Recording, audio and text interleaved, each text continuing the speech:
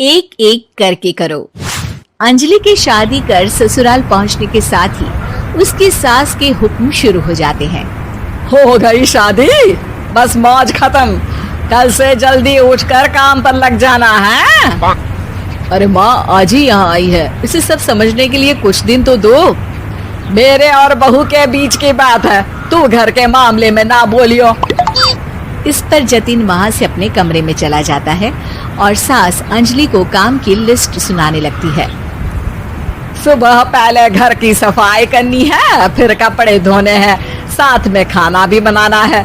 एक की वजह से दूसरा काम रुकना नहीं चाहिए है। जी मम्मी जी ठीक है। ये कहकर अंजलि अपने कमरे में चली जाती है। अंजलि, मम्मी हमेशा बोलती थी बहू आएगी तो उनका काम हल्का होगा, पर मुझे नहीं पता था कि वो काम हल्का करने की जगह टाल ही देंगी। कुछ नहीं होता, ये सब मैं अपने घर में भी तो करती थी, मुझे आदत है, कोई दिक्कत नहीं होगी। ठीक है, पर अगर कुछ हो तो बता देना।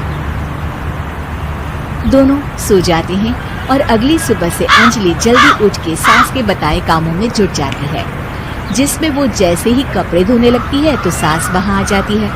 अरे सुनो, ये कपड़े ऐसे नहीं धुलेंगे, सबको डिवाइड कर फिर एक एक करके अलग अलग धोने हैं।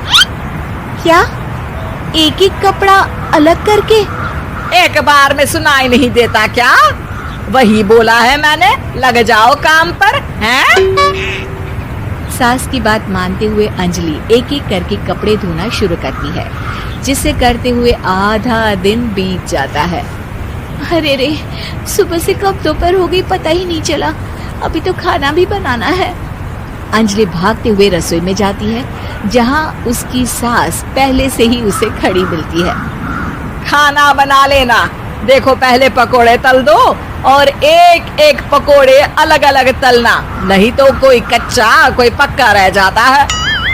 सास की हर बात में एक एक की कहानी अंजलि के समझ में नहीं आती, लेकिन फिर भी वो बिना कुछ बोले काम करती रहती है। अगली सुबह फिर वही शुरू होता है और सास एक बार फिर खाने के समय रसोई में आती है। आज क्या बन रहा है हैं? वो जतिन ने भिंडी की सब्जी, रोटी और धनिया की चटनी बोली है, इसलिए वही बना रही हूँ। अरे वाह जी वाह, बढ़िया है। पर भिंडी एक एक करके धोना, फिर टोवेल से पोंछकर एक एक करके ही काटना, साथ ही धनिया की पत्ती भी एक एक करके ही धोना। अरे पर मम्मी जी। अरे क्या पर, सफाई का ध्यान रखना आता भी है या नहीं है? मैं ये सब सबकी हेल्थ के लिए ही तो कर रही हूँ ना, और तुम अरा परा करती रहती हो हैं? सास की बातें सुन अंजलि हैरान रह जाती है।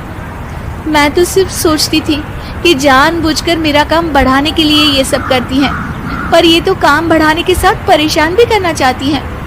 मैंने इनकी कौन सी बहस खोल दी जो इतनी दुश्मनी निकाल रही हैं? अब क्या करूं? अब अंजलि सास की बातों और हरकतों के बीच फंस जाती है। काम के लिए मना भी नहीं कर सकती, नहीं तो जाने कौन सा ड्रामा खड़ा कर दे। पर अंजलि, तुझे कुछ तो करना पड़ेगा। इतनी देर में जतिन भी वहां आ जाता है। अरे कौन ड्रामा खड़ा कर रहा है और क्या करना पड़ेगा? जतिन की बात सुन अंजलि सोच में पड़ जाती है। इन्हें सच बताऊं या नहीं? पर अगर ये गुस्सा हो गए तो? वैसे भी अपनी माँ से बहुत प्यार करते हैं, फिर उनके खिलाफ कुछ सुन कैसे लेंगे? अंजलि ये सब सोच ही रही होती है कि जतिन फिर बोलता है। अरे क्या हुआ, कहाँ खो गई? अरे नहीं नहीं कुछ नहीं, वो मैं टीवी सीरियल के बारे में सोच रही थी। यहाँ और कौन ड्रामा करेगा? अरे तुम भी ना, चलो मैं चलता हूँ। इसके बाद कुछ दिनों तक अंजलि सास को सबक सिखाने के लिए अलग अलग प्लान सोचती रहती है, पर उसे सास के एक एक करके काम करवाने की आदत बंद करने का कोई तोड़ नहीं मिलता। अगर ऐसे ही चलता रहा तो कहीं मैं एक दिन अपने सिर के बालों को भी एक एक करके सुलझना ना शुरू कर दूं। पगली हो गई है क्या? अकेले में क्या बड़बड़ किए जा रही हो? वैसे आज खाने में क्या है? आलू की सब्जी।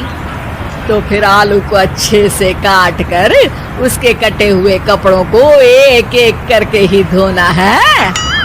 बिल्कुल, इसे कैसे भूल सकती हूँ? मेरे जी का जंजाल। अरे बातें कम काम ज्यादा है।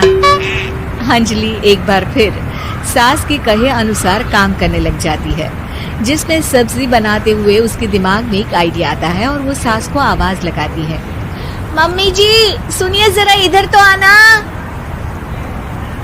अंजलि की आवाज सुन सास रसोई में आती है। अरे क्या हुआ, क्यों गला फाड़ कर चिल्ला रही हो? कुछ नहीं, वो सुबह कपड़े धोने की जल्दी में नहाई नहीं थी और अब शाम की पूजा भी करनी है, तो आप जरा सब्जी देख लीजिए ना, तब तक मैं नहा कर आती हूँ। अंजलि सास को रसोई में छोड़कर नहाने चली जाती है।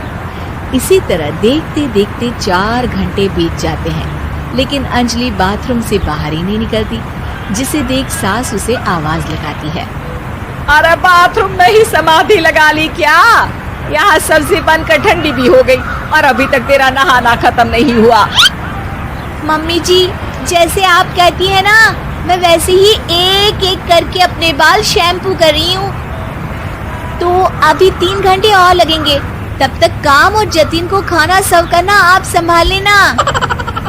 इस तरह अपने नहले पर बहू का दहला देख सास शॉक्ड रह जाती है, जिसके बाद से घर में एक एक करके करने का आलाप बंद हो जाता है।